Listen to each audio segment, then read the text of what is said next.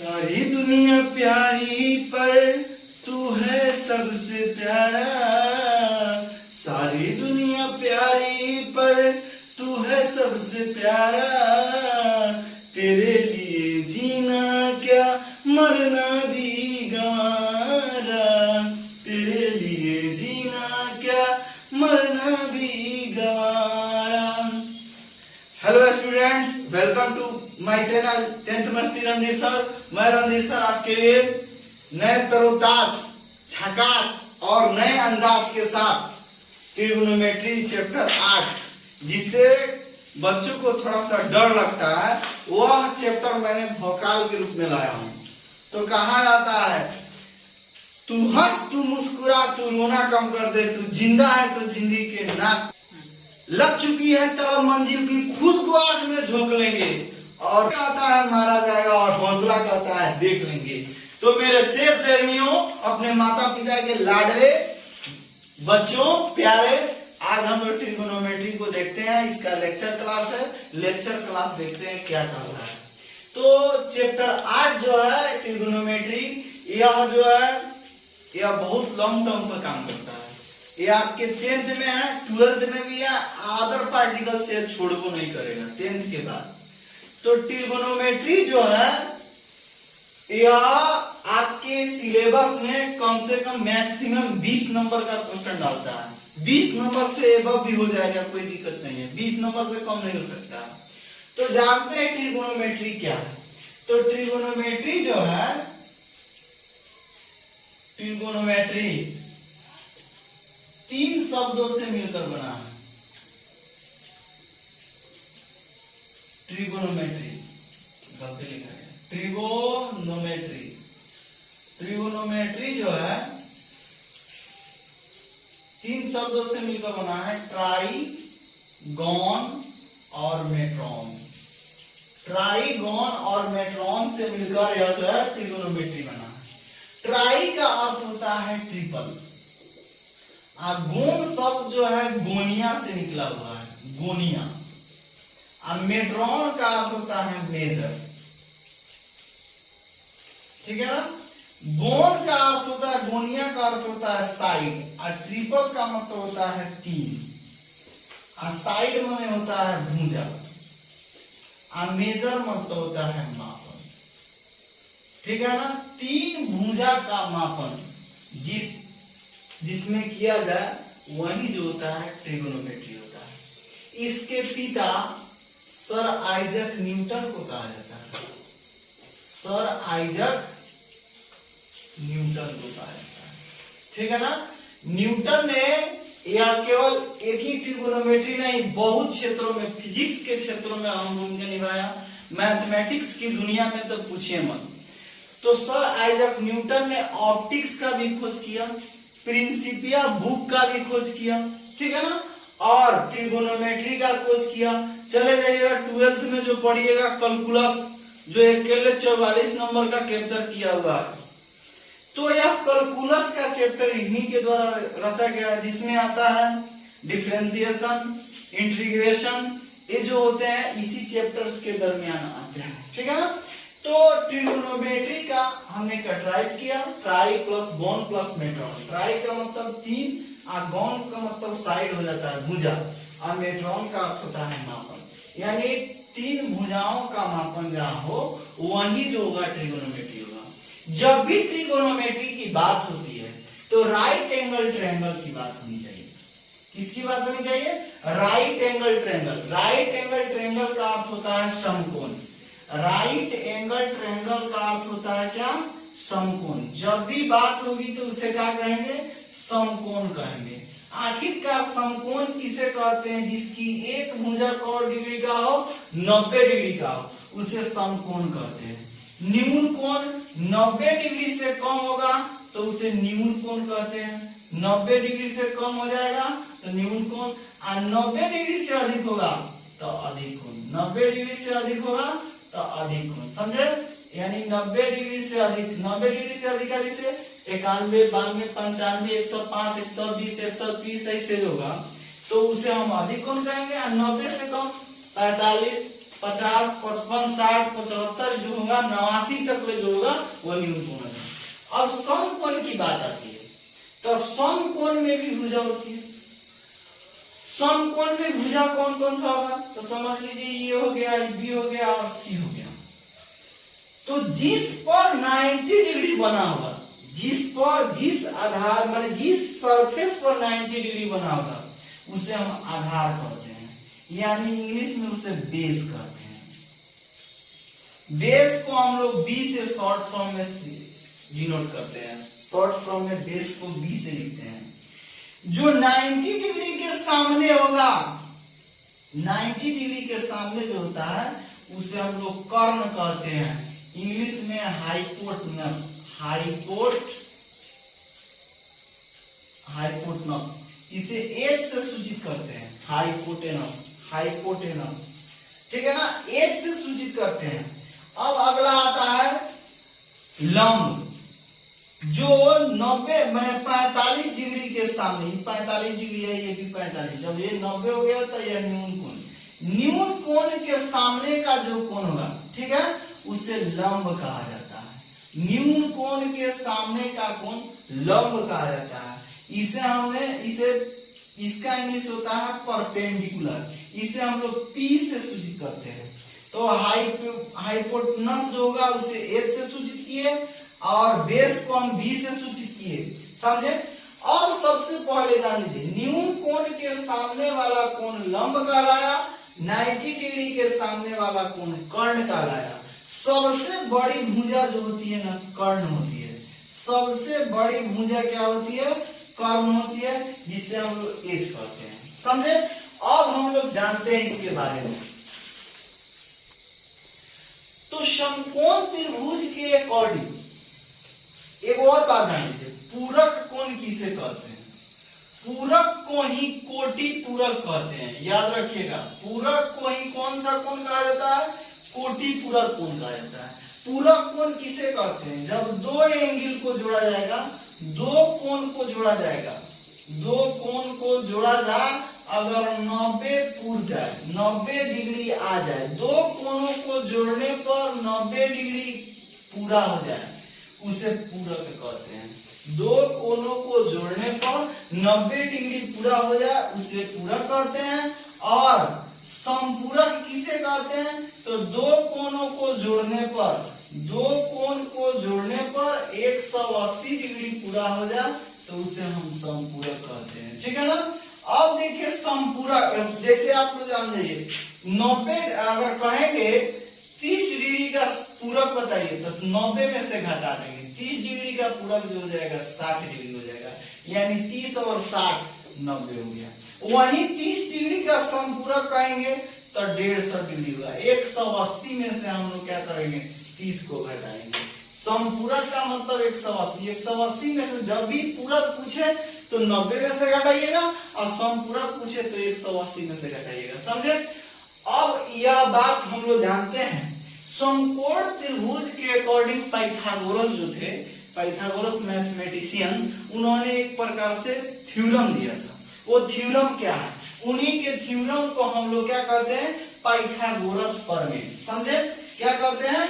Pythagoras. इसकी कोई जरूरत नहीं है। अच्छा, इसमें जो है न्यून कोण को अलग अलग भाषाओं से रिप्रेजेंट किया जा सकता है।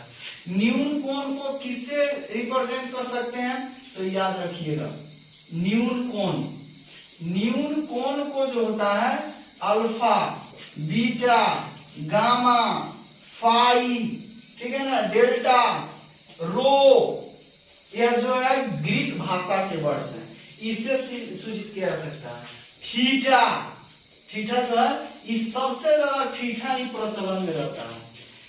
उसके पश्चात इसका रेडियन जो होगा, रेडियन मेजर जब जाया जाता है, कॉम्प्लीमेंट्री एंगल एवं सप्लीमेंट्री एंगल होता है, आप 12th में जाइएगा तो मिलेगा।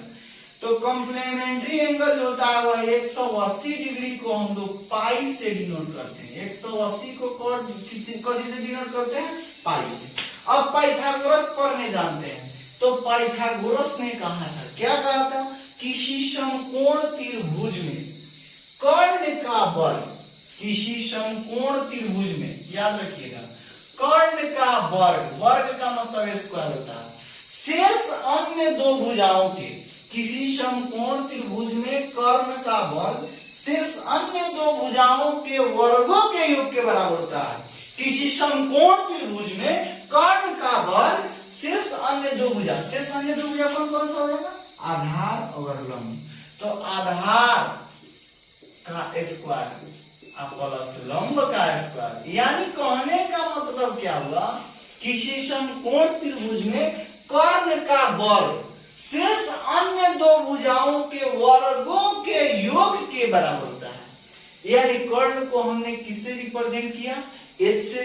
तो यह हो गया h स्क्वायर बराबर हो गया b स्क्वायर प्लस क्या हो गया? h square. ठीक है ना? यानी p स्क्वायर h स्क्वायर बराबर b स्क्वायर जोड़ p स्क्वायर। लंब को p से सूचित किया जाता है। अब हम पूछते हैं h बराबर क्या हो जाएगा? तो ये स्क्वायर हटता है तो वर्गमूल चढ़ता है, स्क्वायर रूट चढ़ता है, तो ये स्क्वायर हटेगा तो स्क्वायर रूट, इसको स्क्वायर रूट कहते हैं। b square plus p square, ये पहला हो गया सूत्र। दूसरा सूत्र यह हो सकता है कि इसको b को यहाँ स्ट्रेट रखना है, एक के जगह रखना है, और इसको ले आकर इधर करेंगे, यानी LHS से RHS में करेंगे तो यहाँ हो जाएगा b स्क्वायर बराबर और h स्क्वायर, प्लस में था बबुआ जी, इधर आएगा तो माइनस में जाएगा, h square minus p square. अब ये स्क्वायर हटेगा तो क्या चढ़ेगा? स्क्वायर रूट, यानी root under h square minus p square. अगला तीसरा का यह भी हो सकता है, जब h स्क्वायर तीन पहले कर्ण है, आधार है और लंब है, तो यहाँ कर्ण निकाल दिए, यहाँ आधार निकाल दिए, तो तीसरा तो लंब भी कहेगा कि हमको भी निकालो, तो p स्क्वायर बराबर क्या हो सकता है? तो p स्क्वायर प्लस में b, तो इधर आएगा तो माइनस में, यानी बराबर की इधर आएगा तो माइनस में हो जाएगा, यानी h स्क्वायर माइनस क्या हो जाएगा? b square. अब देखिए इस पर स्क्वायर है तो स्क्वायर हटेगा तो कभी हो जाएगा? स्क्वायर रूट हो जाएगा। समझे? यही इनका पाइथागोरस का थ्योरम था, इसे पाइथागोरस प्रमेय कहा जाता है। पाइथागोरस प्रमेय, इसका विस्तृत चर्चा आपको 6 चैप्टर में मिलेगा। 6 चैप्टर जब मनुष्य हम लोग पढ़ेंगे तो इसमें मिलेगा पाइथागोरस थ्योरम। एक बार और पाइथागोरस प्रमेय क्या कहता है? किसी समकोण त्रिभुज में कर्ण का वर्ग शेष अन्य दो भुजाओं के वर्गों के योग के बराबर होता है। यह कहने का मतलब किसी समकोण त्रिभुज में बड़े भुजा का स्क्वायर शेष अन्य दो भुजाओं के वर्गों के योग के बराबर होता है, स्क्वायर के योग के बराबर होता है। समझे? तो यह पाइथागोरस थ्योरम था।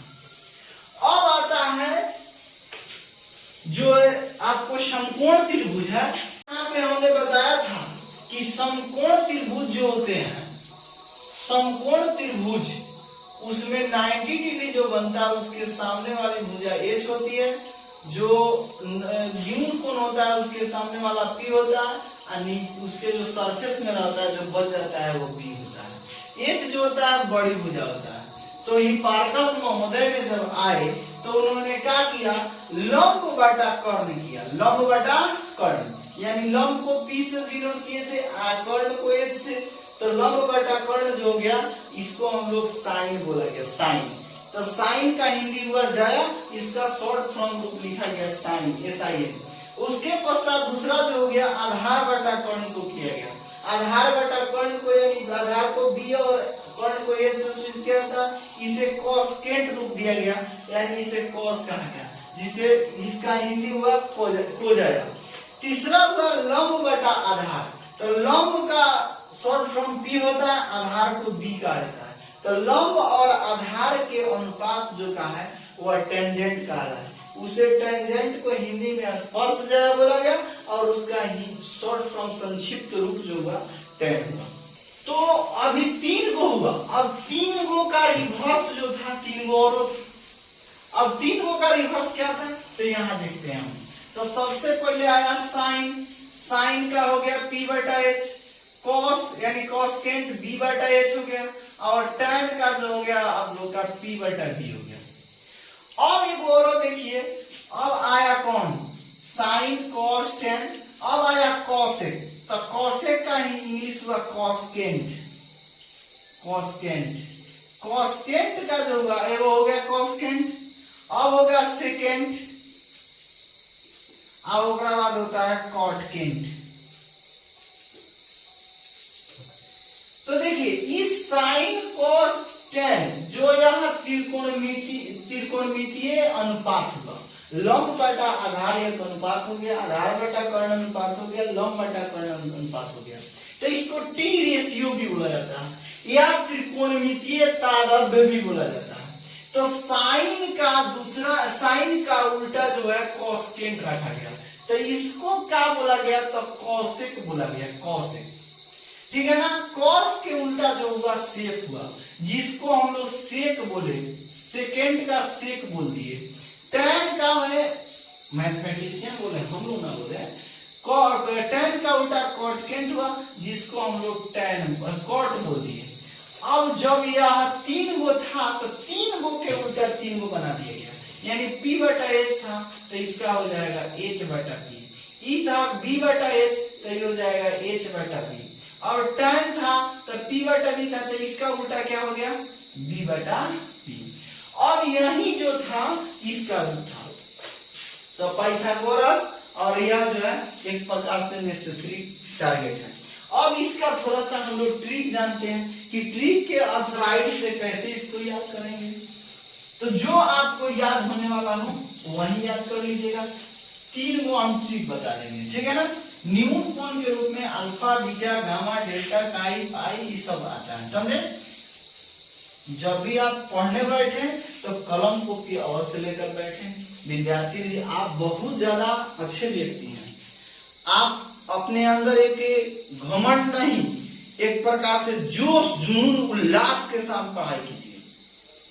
आप पढ़ने बैठिए ना तो समझिए कि आखिरी दिन है मेरा, एग्जाम कल है, आखिरी दिन मेरा बचा हुआ है, इस तौर तरीका से पढ़िएगा। और कभी कभी बीच बीच में रिलैक्स भी जरूरी है, तब आप पढ़ाई अच्छा से टारगेट से कर सकते हैं। तो सबसे पहला जो हुआ कौन हुआ, तो हमने पहला ट्रिक है, पहला ट्रिक कौन कौन सा है, पहला है क्या,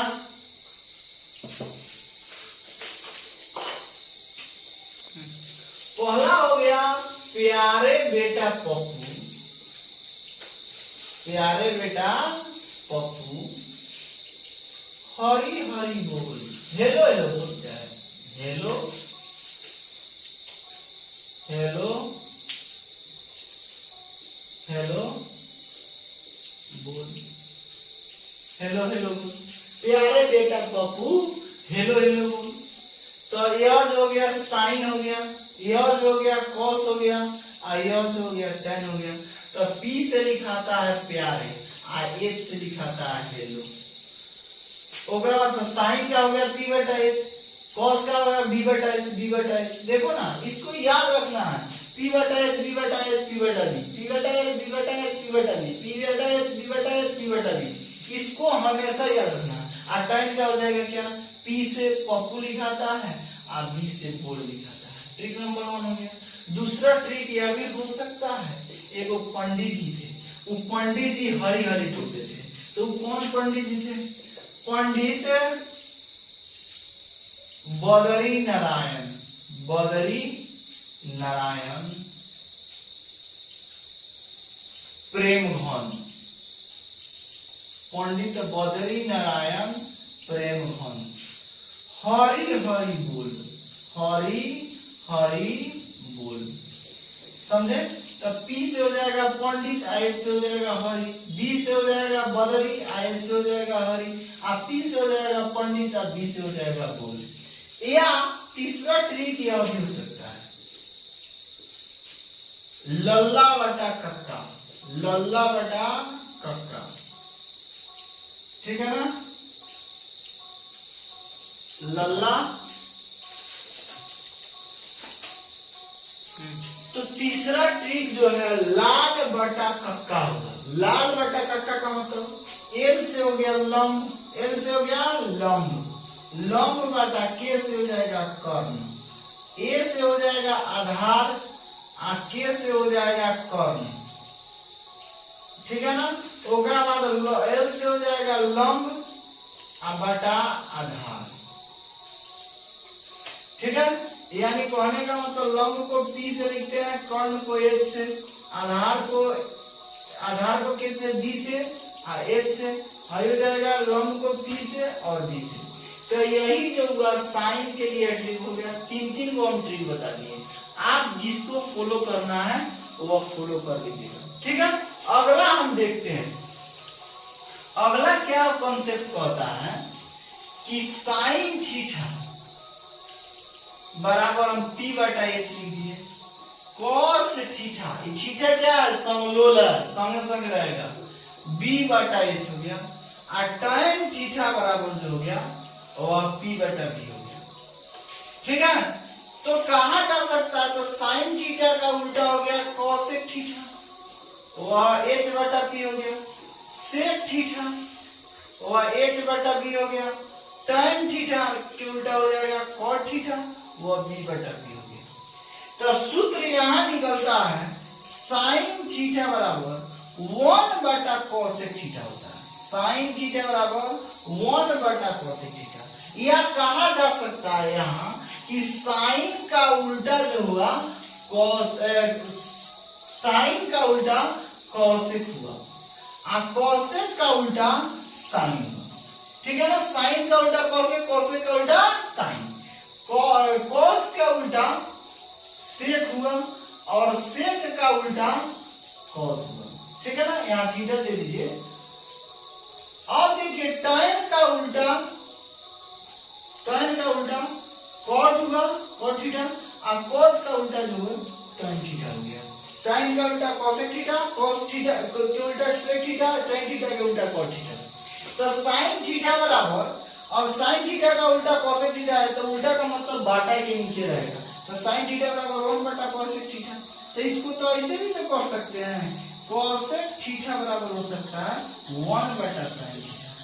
फिर यहाँ कह सकते हैं कि cos थीटा बराबर, cos थीटा का उल्टा जो होता है ना सेक थीटा होता है, तो 1 बटा क्या हो जाएगा सेक थीटा, या सेक थीटा बराबर क्या हो जाएगा, सेक थीटा बराबर 1 बटा cos थीटा। 4 हो गया। अब दूसरा यह भी कह सकता है, दूसरा क्या कह सकता है, 4 हो गया। अब tan थीटा का उल्टा जो होता है cot थीटा, यहाँ लिखा है tan थीटा का उल्टा cot थीटा, तो 1 बटा cot थीटा, cot, आ cot थीटा बराबर जो होगा 1 बटा tan थीटा हो गया, समझे। ऐसे एक और फॉर्मूला बन सकता है, sin theta into cosec theta, क्योंकि अब अपने में दोनों क्या है, व्युत्क्रम है, उल्टा है, रेसिप्रोकल है। sin theta into cosec theta बराबर 1 होता है, और cos theta into sec theta बराबर 1 होता है। अब देखिए ना sin थीटा गुना में था, तो इधर जाएगा तो भागा में यहाँ मिला है, तो sin थीटा बराबर 1 बटा cosec थीटा, cosec थीटा गुना में फिर जाएगा तो उधर भागा में जाएगा, तो cosec थीटा बराबर 1 बटा sin थीटा, cos थीटा बराबर क्या हो जाएगा 1 बटा sec थीटा, ये गुना में इधर जाएगा तो भागा में, sec थीटा बराबर 1 बटा क्या हो जाएगा cosec थीटा। अब ऐसा ही हो जाएगा tan theta into cot theta बराबर हो जाता है 1। यही जो है इसका रिवर्स होता है, समझे, यही इसका फॉर्मूला होता है। एक और बात होता है, sin थीटा बटा cos थीटा दोनों आपस में भागा होता है तब tan थीटा बनता है। sin थीटा बटा cos थीटा बराबर tan थीटा, या cos थीटा बटा sin थीटा बराबर होता है cot थीटा। देखिए sin थीटा बटा cos थीटा बराबर tan थीटा, और cos थीटा बटा sin थीटा बराबर cot थीटा। इसको हम प्रूफ करते हैं यहाँ पे। प्रूफ क्या, तो sin थीटा बटा cos थीटा बराबर हुआ था tan थीटा, ये हुआ तो हुआ कैसे, तो sin थीटा बराबर अभी हमने पढ़ा है P बटा H, और cos थीटा बराबर अभी पढ़ा है हमने B बटा H। तो देखिए भागा दिए तो H से H कट गया, बचा क्या P बटा B, तो P बटा B को क्या कहते हैं tan थीटा कहते हैं, समझे। उसी तरह अगर साइन उल्टा कर देंगे तो ये cot थीटा बन जाएगा, तो cot थीटा के लिए वही फंडा से।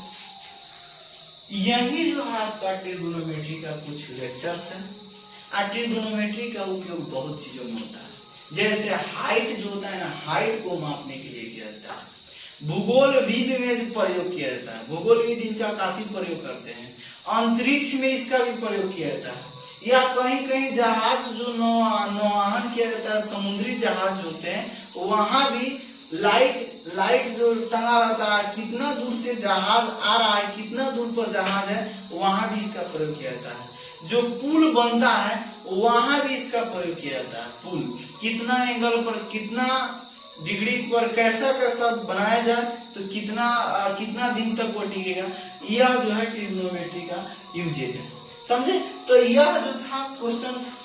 अगला एक और सूत्र कहता है साइन 90 डिग्री माइनस थीटा। तो अगले जो है हम वीडियो लाएंगे एक्सरसाइज 8.1 जो होगा आप लोग के लिए बहुत इंटरेस्टिंग रहने वाला है। आप बहुत मोस्ट इंपोर्टेंट ये चैप्टर है। 8.1, 8.2 और 8.3 जो है आप लोग के लिए बहुत लाजवाब रहने वाला है। आप इस पर कंसंट्रेशन बना के रखिएगा। तो मेरे प्यारे विद्यार्थियों, अगर मेरे चैनल पर नए हैं तो चैनल को लाइक सब्सक्राइब और कमेंट जरूर कीजिए। और जो भी आपके अगर विद्यार्थी हैं, मेरा कंसेप्ट अगर अच्छा लगता है, मेरी भावनाएं अच्छी लगती है तो जरूर शेयर करें। मिलते हैं नेक्स्ट वीडियो में, तब तक के लिए धन्यवाद। मजे से पढ़ते रहिए और फुल फोर्स के साथ तैयारी करते रहिए और मम्मी पापा के लक्ष्य को और अपने लक्ष्य को पूरा करते रहिए। धन्यवाद।